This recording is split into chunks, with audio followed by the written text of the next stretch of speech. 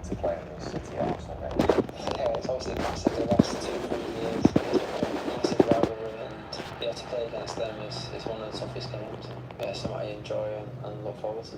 If anyone knows City the best, it's probably him. You know, he was here when he was very successful in winning things, so he knows how it is here and how hard it is to beat us. And do you think one day they'll get there, Arsenal? I think they've got the quality of players and the coach to do it. It's just about delivering under pressure.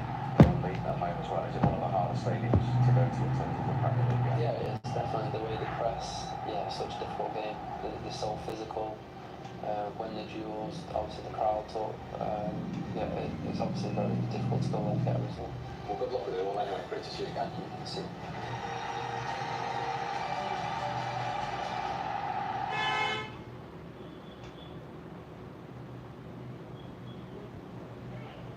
Manchester City appearances at the age of 24. 15 major honours, Joe.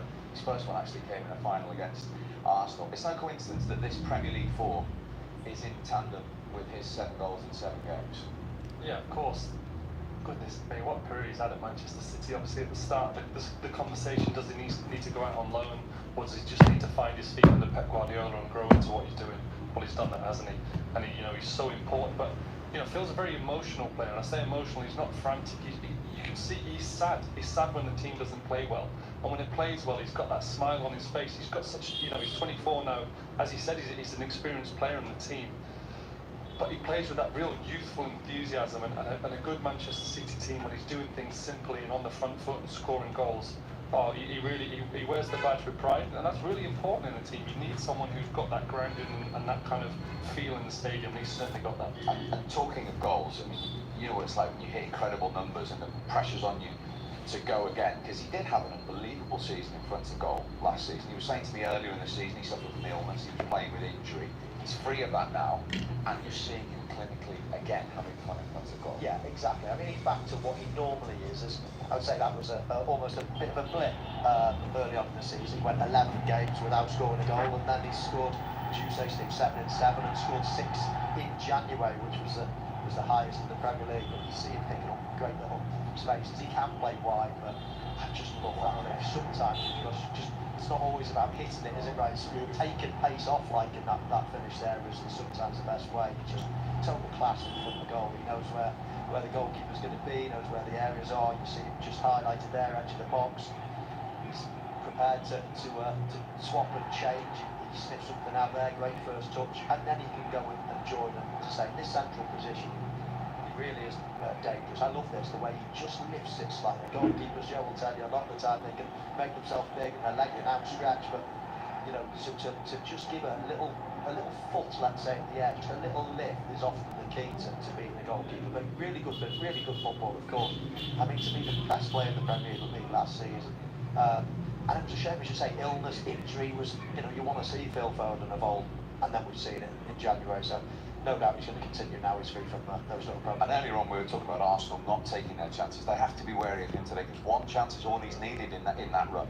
Yeah, and you could tell, like, when it weren't going well for him, he was injured. He weren't right, because when he's right, you see that even the positions he's picking up, whether he's coming off the left, through the middle. Once he gets into that area in and around the box, it's all quality stuff. He doesn't really miss kick much.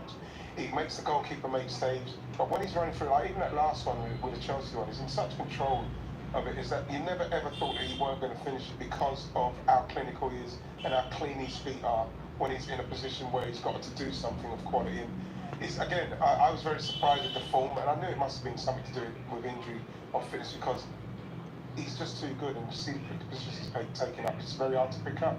If, Joe, it's a big if, but if Kevin De Bruyne isn't at Manchester City next season because he's out of contract, is that the natural thing then for Phil Foden to go and play in that central role that he craves, that Kevin De Bruyne has occupied for so many years?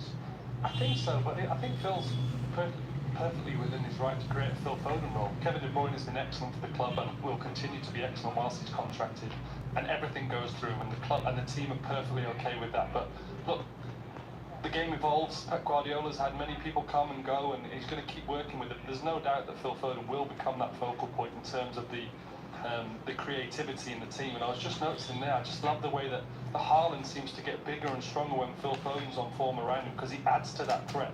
He adds to those Kevin De Bruyne options, those kind of blind balls around the corner where you think, how has he seen that? But there's 2-3 options when those two are playing well, and it just adds. City just looks so dangerous when they're on form.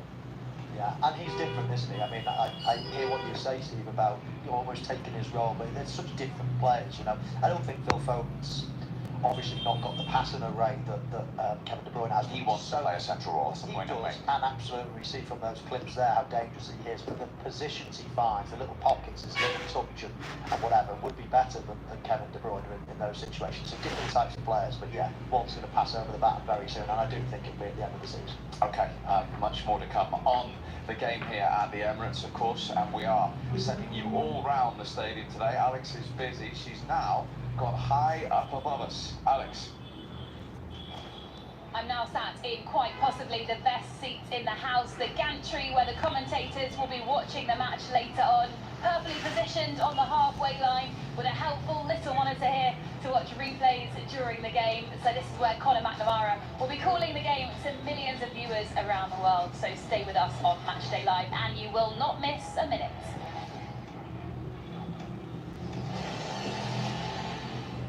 आखिर कौन है ये नर पक्षी बकीरा